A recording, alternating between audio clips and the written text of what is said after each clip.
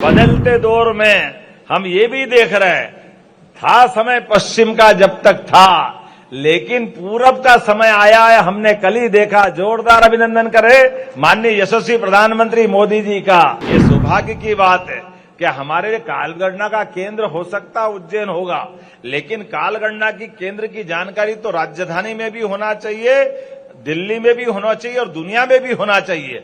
इसलिए ये जो आपने कहा विश्वास जी के भैया मंत्रियों को दिला देना, अरे मंत्री अपने सारे मोबाइल में अपना डाउन कर ले, सबके पास पहुंच जाएगी। जोरदार अभिनंदन करें दुनिया भर के अंदर हर जगह। ये इस ऐप के माध्यम से आप हर एक कोई आपको घड़ी लगाओ, अच्छी बात है, लेकिन आपके मोबाइल के अंदर ये घड़ी आ जाएगी।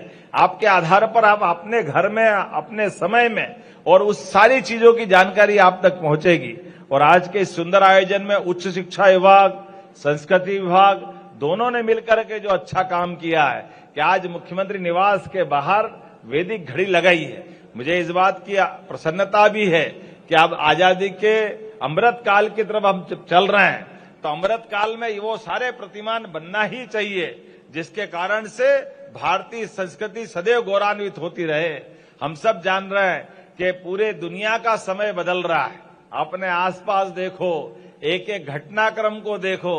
बदलते दौर में हम ये भी देख रहे हैं, था समय पश्चिम का जब तक था, लेकिन पूरब का समय आया है, हमने कल ही देखा। जोरदार अभिनंदन करें माननीय यशस्वी प्रधानमंत्री मोदी जी का, जो देश के सामने और देश को लेके दुनिया के सामने अपने दृष्टिकोण को लेके आगे बढ़ रहे हैं। जब वो स्वदेशी के भाव को बढ़ा रहे हैं, तो एक एक ऐसे मान बिंदुओं पर हमको गर्व होना चाहिए।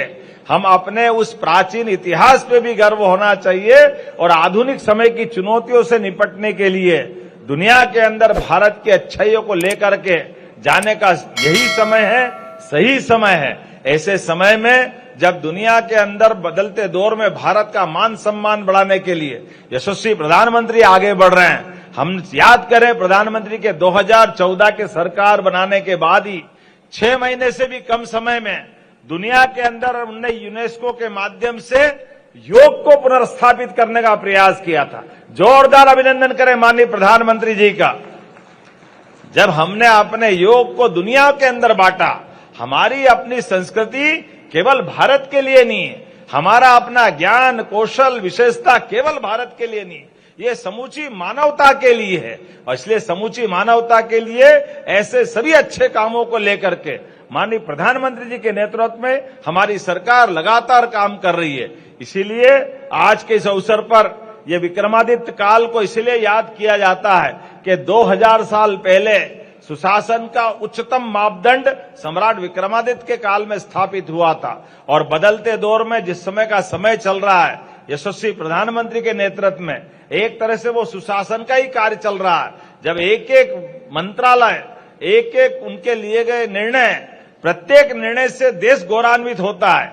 किसी कारण से कोई वैज्ञानिक अभियान फेल होता है तो यशस्वी प्रधानमंत्री स्वयं इसरो में जाकर के वैज्ञानिक का हिम्मत बढ़ा करके हमारे लिए वैज्ञानिकों के प्रति दृष्टिकोण क्या होना चाहिए, वो हमारी हिम्मत बढ़ाते हैं। देश के दुश्मन अगर टेढ़ी निगाह पहुंचाए तो घर में घुस के मारने का रिकॉर्ड भी यशस्वी प्रधानमंत्री के माध्यम से बनता है। हमें इस बात का भी गर्व है। और देश के लिए कानून बराबर है, सबके लिए समान है। इसलिए देश के लोकसभा में भी अगर वो नियम बनाते हैं कि इस देश के अंदर 30 दिन से ज्यादा अगर प्रधानमंत्री, मुख्यमंत्री, मंत्री कोई भी अगर किसी कारण से जेल में बंद रहे तो उसको पद पे रहने का अधिकार नहीं है। ये केवल एकमात्र प्रधानमंत्री करा सकते, ये नरेंद्र मोदी जी करा सकते हैं। मैं जोरदार अभिनंदन करें यशस्वी प्रधान